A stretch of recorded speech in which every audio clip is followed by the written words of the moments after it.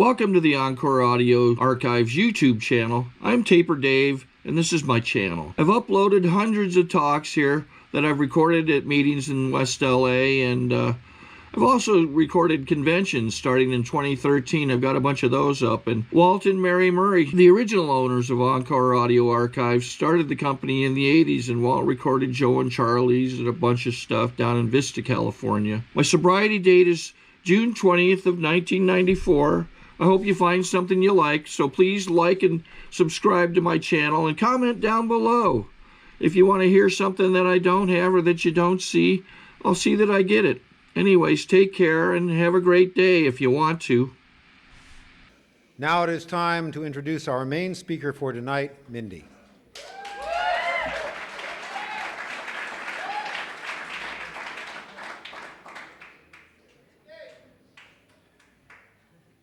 Hi, I'm Mindy. I'm an alcoholic. All right, I need a drink right away.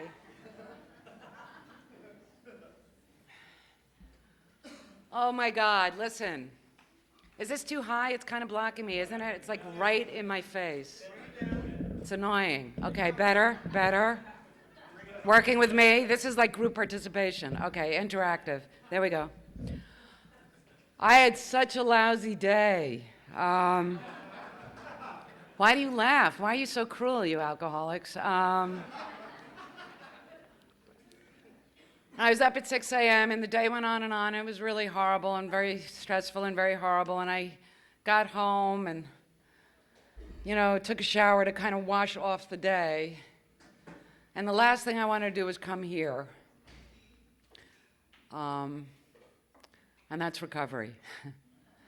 See, because that's the bottom line. It doesn't really matter what you want. It matters what you do. And that's it. Okay. I want to make that point because that is one of the things that has saved me, is doing the right thing whether I want to or not. Because, as an alcoholic, these are my opinions. I normally don't want to do anything. I really don't walk around going, who can I help today? I just don't. However, if you stay around here long enough, you start to change and you start to do these things like it happens right away. Like if you think about the first week or two of your sobriety, you'll think about everything you did to desperately stay sober, which is how it started for me. And I just keep doing those things. So that means showing up no matter what. If I want a drink, I tell you first. When my disease talks to me, like once my disease said it was okay to do whiteout, actual whiteout. That there's nothing in the big book about whiteout, and I had heard that if you inhale it, something could happen, and I started to obsess about it, so I brought it to a meeting. Anyway, I have no idea what I'm going to say, but I'm not actually worried, because because you won't book me again. Oh, all right, anyway. I'm 28 years sober, which is all I really need to say. I'm 28 years sober, and I am not a wizard, so it must have been you. It must have been everything I learned here that enabled me to get 28 years of sobriety. I remember when I had one day, and then I remember when I had 2 days, and then I remember when I sat on my bed and I had 11 days, and I thought, oh my God, I'm 11 days sober, and I can't believe it. And I started to think, this power in my life saved me. That night in the alleyway, I should have been killed. I wasn't. Those nights I should have OD'd. I didn't. And I just started to see that there was this force working in my life. I want to tell you, if you're an alcoholic, you have a really simple choice. Get sober or die from the disease of alcoholism. That's it. That's the bottom line. Get sober or have a wet brain. Get sober or go to jail. I mean, I'm not making this up. This is what you've said to me. Get sober or just have this small, limited, addictive, small, limited life that's limited and small and addicted. It's so freeing. Do you understand? I have so much time now that I'm not like rolling joints all day. I have a free day. Oh my God. And I'm not like obsessing about the next drink. I mean, my favorite thing as an alcoholic is that when I had a bottle of booze, I felt safe and secure, and the minute I cracked open the bottle, I was thinking about my next drink. You know, I still had the whole bottle, but I was already panicking. I'd have 2 bags of pills. The minute I had like one less pill, the panic set in. The minute I had 2 bags of grass, panic set in as soon as I rolled the first joint, because I always needed more. Every decision I ever made had to do with drugs and alcohol. My first pills were chewables, baby aspirin, anything I could get my hands on. Then I tried to get some airplane glue, but my mother wouldn't let me, so I did some Duco and Elmer's and LePage. You know, I was very creative and very open-minded. And what I love is, we're very open-minded out there, like, sure, I'll sleep with you, because you're here and I have nothing to do with tonight. You know what I mean, like, I'm open. Like, I didn't have such a high sliding scale. You know, it was like, yeah, you're there, and it's 2 in the morning. What do I care, you know? It's an activity. That's the way my drinking went. There was no more thought than that. You know, but then when we come to AA, we don't want to rush into anything like steps or program or, you know, all of a sudden, you know, I don't want to jump in without thinking, you know. You guys are a cult, maybe, you know, something. It's crazy. Anyway, I drugged and drank, my first major drunk. We're supposed to call it. Where's the clock? Oh, there, now I see it. Okay. I don't want to, supposedly I'm supposed to look at this.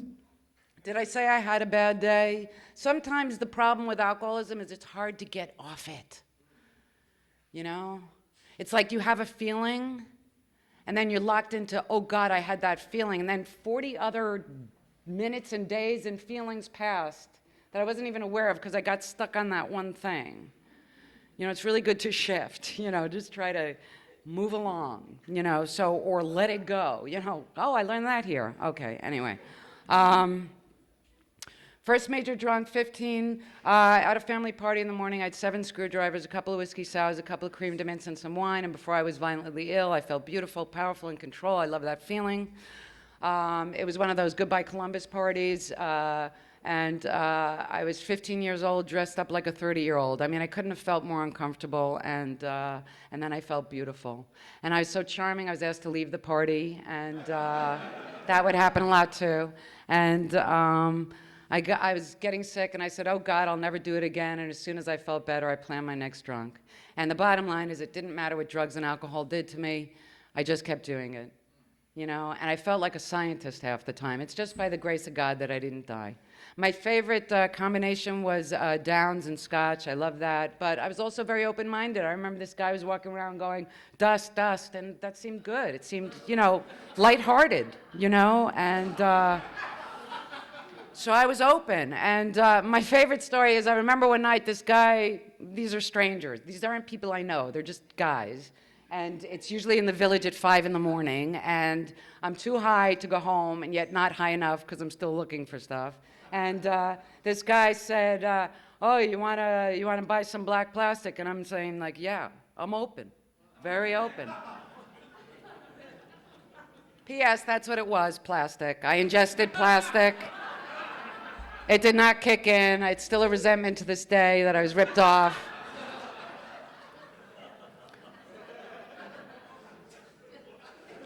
Anyway, you know, I drugged, I drank, I almost died. Yeah, so what? Okay, everybody feels that. I almost died. Now here's the miracle, because that's just like the story. Okay, the miracle part is, and I didn't. I didn't die because of Alcoholics Anonymous. How I got here, does it matter? I don't know. My sister hit a bottom and then wound up in AA, and we were all so sad for her. It was so pathetic. It was like, can't you hold your liquor? And I don't know. We just felt, it was just one more thing she was doing that just seemed weak and not very interesting. And yet somehow the seed was planted. She did something we'd never heard of. She actually left New York. I mean, she actually left. She got sober and was able to leave. And we were all, I come from a big alcoholic family. We were all trapped there. And it never occurred to us we could leave, break away from one another, or whatever, you know, I mean. So in the back of my mind, there was something about sobriety that made things happen, you know.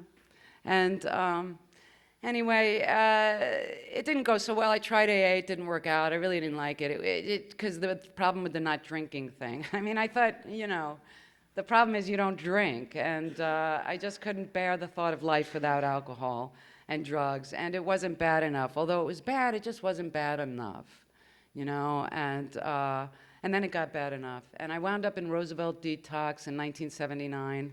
I got bullied into it. I got kind of trapped there. It was one of those locked wards. It was the old days, and, you know, every day I got dressed to leave, you know. And I thought, nobody gets sober on the weekend. And I kept staring out at the Flame Bar and Grill. It's embedded in my consciousness. And I saw people going into the bar, you know.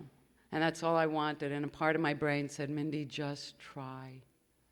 Just try. You can't always go forward. You can always go back. You know, you can't always have this opportunity. That's the other thing. A window just opened and you just shot through because you're here today. You don't always get another open window.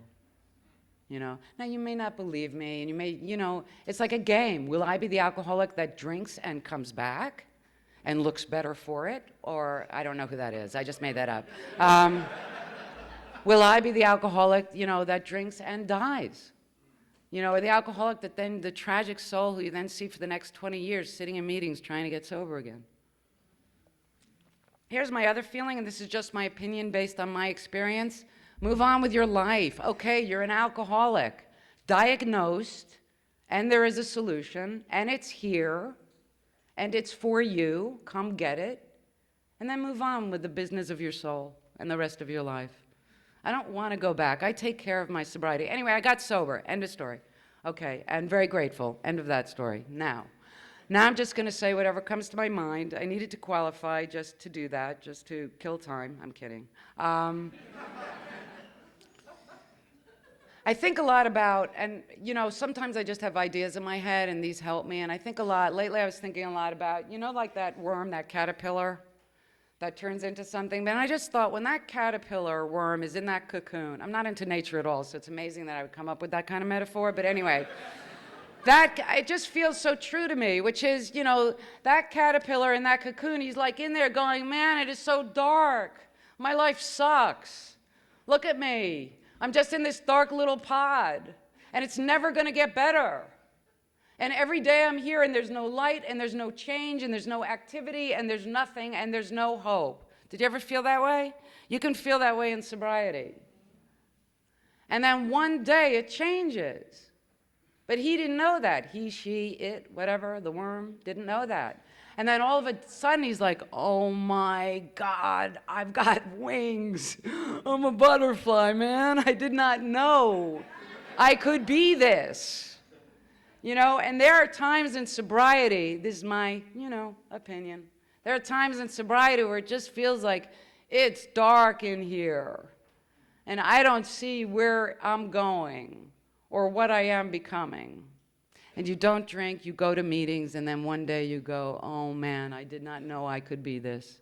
I did not know this could happen. I remember one year, and it wasn't too long ago, it was like a year or two ago, and in December I had said specifically, I am closing a door on this thing. It was very Mindy and very strong. I am closing a door, I am done. I will not make any efforts, I will not do anything, I give up on this thing completely. That was December of, I don't know, maybe 2006 or something like that. Come January 3rd, 2007, a door got kicked open in this particular thing that I had not expected, and I was doing something that I thoroughly enjoyed and touched my soul beyond what you will ever know, that I had already closed the door on. And that's the great thing too. You just don't know, you know. And sobriety, I take care of it completely. I remember once, you know, I was in this elevator and there was a bottle of poppers on the floor. I don't know if you like that. I used to like that because I'd be in New York, I'd be very drunk, and then I'd buy a bottle of Locker Room Rush. You know, I just kind of like keep it at the end of my nose, and I'd run into people. I'd go, hey, how you doing? You know, just kind of be there, and it was okay, you know. And a bottle of the...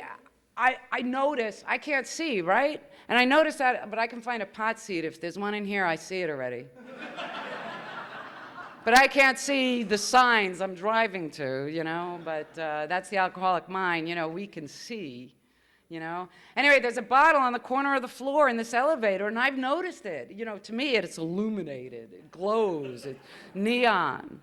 And I'm like, wow, that's locker room. I'm sober, right? Maybe 8 years. I'm like, that's locker room rush. That looks familiar. And then I'm like, oh man, I wonder if there's anything in there. Okay, like it matters and like it's any of my business. And then I'm like, well, you ought to pick it up and see. Like that's any of my business and like that matters.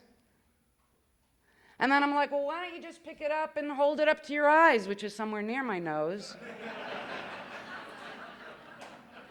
And thank God the AA mind comes in and says, why? Why? I was at my sister's house and the dog Chimmy was on drugs. He was on medicine. And it's a sober house and Susan's dog. And I see a bottle of pills on the window and I need to know. Chimmy and I were very close. I took Chimmy to AA meetings when she was little. She would eat the cigarette butts outside the meeting. It's an AA dog. We put a chip on her when she was 30 days. Anyway, bottom line. So I want to know what Chimmy's on or why Chimmy hasn't stayed sober. Anyway, Chimmy's a dog. Anyway, so now I need to know, and I'm walking by because I need to know what drugs Chimmy's on. You know, antidepressants? I don't know. What could it be? And I'm trying to walk by. I know I'm doing something and not get caught, you know, and at some point I said, why? Why does it matter? What business is it of yours what the dog is on? See, when I go to people's homes, I do not look in their medicine cabinets anymore. I have done that, but I don't, because it's not my business what's in their cabinet. I'm saying ordinary people. Like, hi, thanks for dinner, now I'm gonna look in your medicine cabinet. Well, you don't know what I'm doing. I remember once I had 2 months of sobriety and this old guy, Charlie, we were buddies from detox, and Charlie was drinking, and I don't know, I was paying a 12-step call on him, and while I was paying a 12-step call, I raided his dead wife's medicine cabinet. Nice, right? AA in action. And maybe 6 months, not 6 months, 60 days, what am I talking about? And I took Charlie's dead wife's Valium, and I wrapped them in tinfoil. They happen to be a favorite of mine. And I wrapped it in tinfoil so it should stay fresh, just in case AA didn't work. And I put them away, and I thought, I'm not going to take it, but it's good to know they're there. And you know what? One day I told my sponsor, who told me never lie to me. She was like this ex-junkie from Queens in New York where I got sober. And she's like, don't lie to me, I'm not the cops. Don't ever lie. You know, she just yelled at me. So all she ever did was make loud noise. You know, I couldn't hear normal noise. And I didn't even listen to her. I was so like vibrating off the walls. But she just made noise all the time. Anyway, what I guess she said 50 times, I'm not the cops, don't ever lie to me. I'm just a drunk like you. So I said, by the way, Bonnie, you know, I have these little Valiums in tinfoil. I'm just holding them so they stay fresh, and I'm not taking them, but I'm keeping them fresh. And we were at an AA meeting, and she said very loud, it was very upsetting, she said, really loud, she said a bad word too. At the meeting she said, are you gonna throw the Valiums out yet, Mindy? Very loud so everybody could hear. And I thought, oh, I don't want the AAs knowing because they're gonna come steal them. You know, I didn't understand. I just didn't want to share. It was a sharing thing. But I left the meeting. She didn't tell me what to do. She was just asking a question. Did you throw them out yet? And I went home and I thought, it's time to make a decision. You're either going to try this AA thing and try to have a life, or you're going out. And it's just a question of time. And I looked at those pills, and it's this, you know, it's booze, it's the same thing. You know, it's all the same for me, because I mixed them all together and love them all, and, you know, loved them all, no matter what they did to me. Yeah, it's like a bad relationship. You know, you're killing me, and no, I'm still free tonight. If you want to kill me some more, but I don't want to die anymore, and I had to stay here. In the beginning, you wanted me to live. Anyway, I threw them out, and I looked at them, and they were so small. And that's the other thing. I want to tell you, whatever it is you want to drink and die about, or whenever you look at alcohol and drugs, look at it. It's so small. You're a big person. It's a little bottle. You could step on that bottle. You're bigger than the bottle. But because we have a disease, we don't know that. We're like, ooh, that bottle's so big. I have no power. I remember when I was new, I thought if I listened to the Jimi Hendrix CD set, I would get loaded. I thought that all of AA was not more powerful than the Jimi Hendrix CD set. I'm just saying. I didn't understand that there was actually a choice in there. That there's actually that moment where you stop and choose to run to a meeting and to save your life. I'm also, and I don't know if I finished any story, and now we're moving on anyway, because what I want to say is, I'm also one of those alcoholics where I don't, you know, for a while they were talking about that near beer stuff and fake beer and simulated beer, and I don't do any of that, you know, simulated heroin beer. I don't know. I mean, like, where's the line, man? I do nothing that's near anything because I cannot jeopardize my sobriety. I don't want to go back. I want to move forward, you know? And I remember when I was new, there was that gray Poupon mustard that was very popular. Well, I didn't want to just put it on a sandwich. I wanted to drink the bottle. I wanted to just shovel it in because all I saw was white wine on the side of it. So I'm that kind of alcoholic, you know, where all I see, all my disease sees is what's going to take me out, you know, so I really do everything I can to stay here. I want to say, you know, sobriety has really been wonderful. It's a great ride around here. And I want to tell you, wherever you're at, you know, I'm going to share more metaphors, and, you know, that's just me, and sorry. Go to a non-metaphor meeting tomorrow or something. But, you know, I love gambling. I love it more than life, but it's not a problem. Anyway. But for a while, I'd go, I'd play the slots, and, you know, with my siblings, they love it too. We're all alcoholics. We're very sober, but it's our only way to, like, have a lot of fun and be totally sober and yet act inappropriate and be totally sober and, like, walk around until 2 in the morning, bleary-eyed, and be stone-cold sober. You know what I mean? So it's a little intoxicating and yet stone-cold sober. So anyway. But I play the slots like a drunk, and you know, mood swings and the rush, the crash. It's not about the actual money. It's not tangible. It's about the rush. So I'm a winner, I'm a loser. I'm a winner, I'm a loser. I'm a winner, you know, because as an alcoholic, I'm a big winner. No, I'm a loser. I'm a winner. I want to win again. It's the same thing as when I was drinking. I'm high. Got to go higher. I'm drunk. Got to go drunker. I used to love Quaaludes and Scotch because I could throw my body into a wall and not feel it. Well, that's not a great activity for a girl, but... Anyway, so I'm at the slot machine, and I'm sitting there, and I'm miserable. I'm depressed because I'm not getting 3 sevens, and all I want is sevens. I want 3 red sevens. My life sucks, and my life is over, and I'm just sitting there like a miserable person.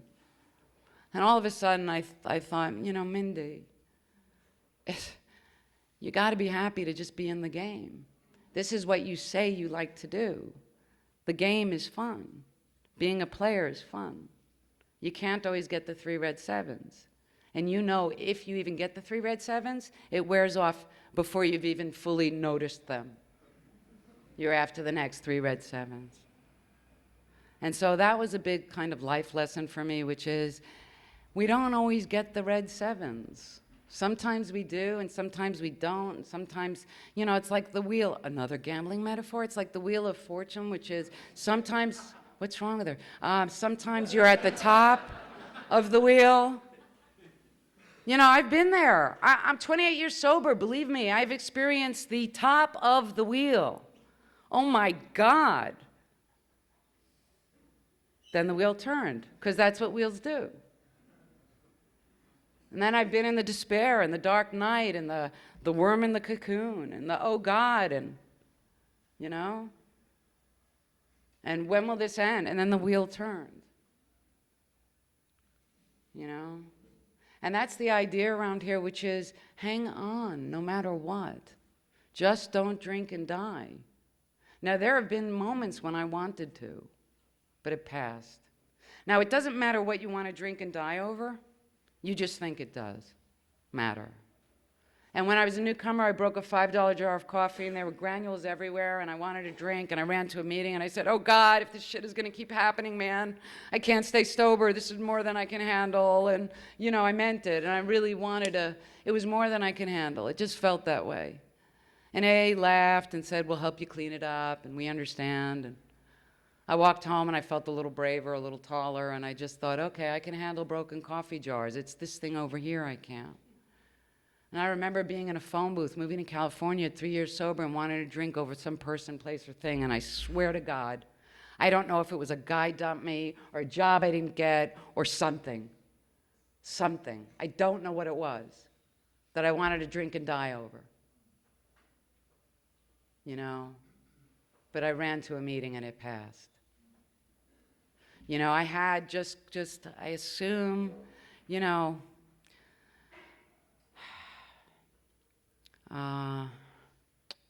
just trying to think. Okay, I had a bunch of interesting years in a row. And you would have thought, oh, God, kill me now. I don't even want to drink, I just want to die. In 2000, was diagnosed with breast cancer. Then I had like 4 surgeries in a row, and I had a double mastectomy, and, you know, and then as I was recovering from that, you know, but the good thing is I had this sponsor, and I said, do not let me fall through the cracks of AA. Do not let me stay, you know, I needed pain pills for real, you know. And I said to her, do not let me fall by the wayside, because that can happen around here when, you know, we're an alcoholic then keeps taking the pills and, you know, doesn't make it back and loses their sobriety. And I remember calling her one day and saying, you know, they said I could stay on the pills even longer. I mean, it's excruciating, the kind of surgery I had. The recovery is really bad. It takes a long time. And I was in pain, and the doctor said, well, we'll keep giving you that narcotic, you know, for months if you want, or you could mix it with Advil. So I called her up and I said, okay, I could mix it with Advil, or they'll keep me on it for months. She said, okay, start Advil right now. I said, wait a second. This is a pre-talk. This isn't a talk, action. I'm just having the first conversation that then leads to eventual coming back to AA. And she said, no, no, no. I mean, I love her, because we had made a deal. And I had 20 years of sobriety at the time, but my sobriety couldn't be trusted, because I was on my 4th surgery, and I was worn down. I was worn down. And she said, no, no, no, take the Advil and call me in 4 hours. That was it. She got off the phone. I'm like, man, I don't want to do it. But I did it. I took Advil and called her in 4 hours. And she said, how are you? I said, okay. She said, okay, take a couple Advil and call me in 4 hours. Here's the difference. I wanted back in. I wanted to stand at the podium and be 21 years sober. I wanted to stand there and be clean and sober. And I thought, whatever I'm powerless over losing my breasts, but I am powerful over keeping my sobriety. You know, and then after I was getting over all that, when my mother died in 2003, I didn't want to go on. It was worse than anything that ever happened to me. And I wanted to die. And I remember going to a meeting, and I thought, you can't touch the kind of pain I'm feeling. And yet somehow you did. It's not what you said. You just said hello to me. And you didn't even know what was going on. You just said hi like you always say hi. You just hugged me because you saw me. I never said my mother had died, and I didn't want to go on. I couldn't bear the pain. You know? It was just too much. But you just hugged me. You see, you do not know what you do. We really don't know what happens here. You know? Okay, now my sob story continues. Then, as my sister's husband gets lung cancer and is slowly dying, then my father dies. And my sister's husband, it was torture to go there every day to intensive care, as, you know, at the end. And it's my sister, and it's my nephew and my niece. And he and I were very close. I took him to his first AA meeting a million years ago in New York City. You know? And it was terrible. And I just thought, okay, I cannot take one more. When is the wheel gonna turn? You know? then that most magical thing happened in 2007. Now, I'm not saying you're going to have 6 bad years in a row. You may not have any. And it doesn't matter. It's just the idea. You know, a lot of times what we share, I don't know what I'm supposed to talk about when I come to a meeting of Alcoholics Anonymous. I just know that whatever comes out was what I was supposed to talk about, you know? And I feel it's so important to know that life happens here. Amazing things and painful things. In the beginning, I couldn't handle anything. You know, I wanted to be in a little protective baggie. I'm sober, don't hurt me. I'm sober, don't touch me, I can't take it. I'm walking a fine line, I'm hanging by a thread. You know, but as we stay here, we get stronger and stronger. And the idea, and I guess the message, is really if you don't drink, no matter what, you get to watch your journey continue. You know, I see my life as this mosaic. Like only God sees the big picture. Like today I had the most ridiculous, annoying day. And I was talking to God, not in my high-minded Mindy self. It was more my wretched self, you know?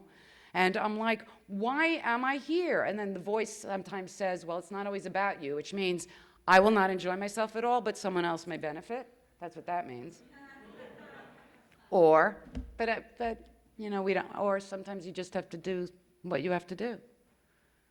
Sometimes you just have to show up. I used to love to interpret. My car once got hit. I'm like, what does that mean?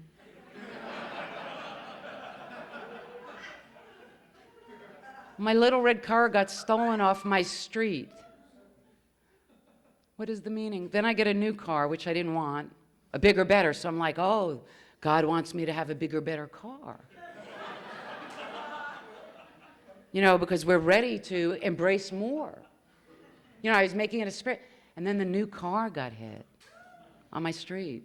I wasn't in it either time. And I'm like, what does this mean? What is the deeper meaning? Okay, we don't always know. There may not have been a deeper meaning. And the bottom line is, you know, don't drink, go to meetings. You know, today I wanted to figure out the deeper meaning. I got stuck in my brain. I wanted to figure out, why am I here? Why is this taking so long? Why aren't you helping me? And somehow the day ended, and somehow it was what it was, and, you know, and I made it here tonight. I want to think, what else do I want to say? When do I stop? I'm like exhausted. It has nothing to do with you, although I easily get exhausted just by hearing myself talk, tires me. Okay, we're down the home stretch. We're almost done. Isn't that great?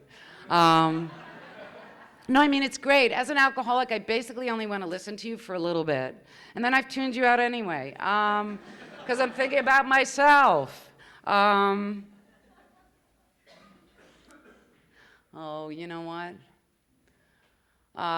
My life is very interesting lately due to things that have happened over the last kind of bunch of years.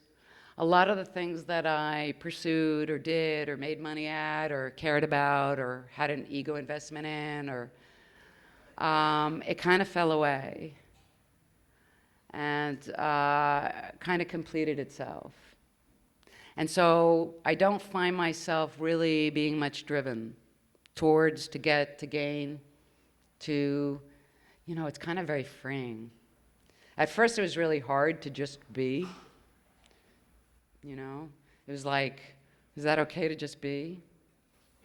But I'm in this kind of state of grace where I feel incredibly at peace inside, and I feel full. And I don't know, I have no agenda. Isn't that brilliant? Remind me about the mosaic, but anyway, I have no agenda.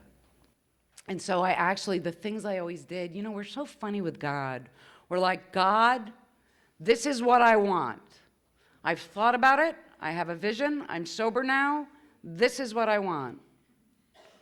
And it's like, based on what? Based on, did you check that with anyone? You know, or did you ask your soul what they came here to do? You know, and it's like, you know, there is a divine plan, and my job is to just do that plan. And so I find more and more that I don't have a God, this is what I want, you know? And I no longer need to do much. I kind of like saying, like, even tonight, I'm like, this is me. This is me. This is me. How about that? You know? And not feel like I need to jump through some kind of hoop. And I don't do that in life anymore, and I think that's the gift of sobriety. The thing about the mosaic is only God sees the big picture. And so there's little fragments of my life, and this experience over here, and this thing over here, and this thing over here, and the painful things, the joyful things, the things that haven't filled out yet. And you start to see, oh my God. You have little glimpses every once in a while, and you say, oh my God, the picture is coming together a little bit, and it is exquisite. I just don't have all the pieces. And that's what sobriety means for me, is that I get to be here and fulfill my mosaic, you know, without judgment. You know, a lot of times as an alcoholic, I can, you know, we do it all the time. We'll go to a meeting, or like, oh, I don't think I'm gonna like that speaker. She has curly hair. You know, and I've said that too. No, I'm kidding. But, you know, or I'm not gonna like that speaker. I'm just not. Or I don't like these people. Or I don't, you know, whatever it is, it's like, it's not based on any reality. It's just us not liking something, which is so weird, but we do that all the time. You know, and then like we're so wrong. And I find that, you know, part of what I practice in my program is just saying, be open. Be as open, like that night when that guy offered you strychnine speed cut with strychnine. You were very open. And just be open, you know? And when I close my eyes, like you were the meeting for me. I came here for you. I came here because I had to show up. But then when I was sitting here, I thought, oh my God, I need a meeting. I mean, I said the Serenity Prayer in my car. Not so I should be a good speaker. I said the Serenity Prayer so I could just find that peace, you know, that peace inside. And when I have that peace, it doesn't really matter where I go, what I do, because it's all blessed, it's all beautiful, and you have given me my life, and that's it. Thank you.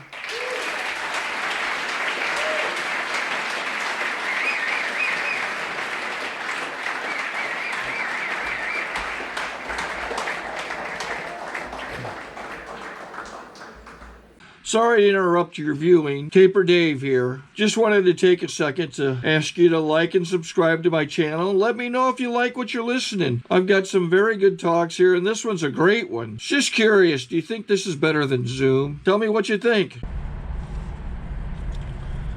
Okay, this is how I prepare my drone for launching. I like to do it inside the cab of my truck so I'm not standing outside in the weather. To install the joysticks for control, up and down, right and left, powered on.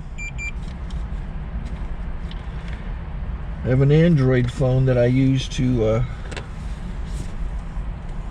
connect it to the drone with. And it's actually controlled through the iPhone, through an app. Oops, wrong way. It's actually controlled through the iPhone, or through this Android phone, through the app. It's actually controlled through the Android phone, through an app, and you connect it through this short connection right here.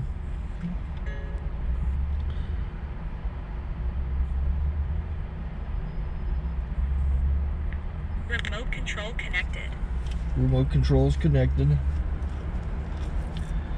So I pull out the drone. I have to extend the legs. Long legs extended first, then the short legs. Remove the gimbal protector. Set that aside, then power it on one short burst, then one long burst. I lay it down. So I have to go to calibrate. So the drone's not connected yet. It shows you here as this drone gets disconnected, even though the remote's powered on. So the drone has to establish it's connected. So I go into the app to calibration mode. First I'll calibrate the remote controller. Start calibration. Out, in, oop, out, in, up, down, and then this little wheel is to control the gimbal. So it's calibrated. Go to gimbal calibration, start calibration, and then it calibrates the gimbal. I don't know if that shows up. The gimbal's moving all over the place. Changes, you can see it on the video. And I'm calibrated to take off. It's acquired 7 satellites at the moment. There are 26 satellites up in the sky, which it has to acquire before you can take off. So it's connected. It's got enough satellites. This is white. I can go to press this little arrow button, swipe right to take off, and it would start the motors if I slid this to the right. But I'll wait till I get outside. Don't want to do it inside.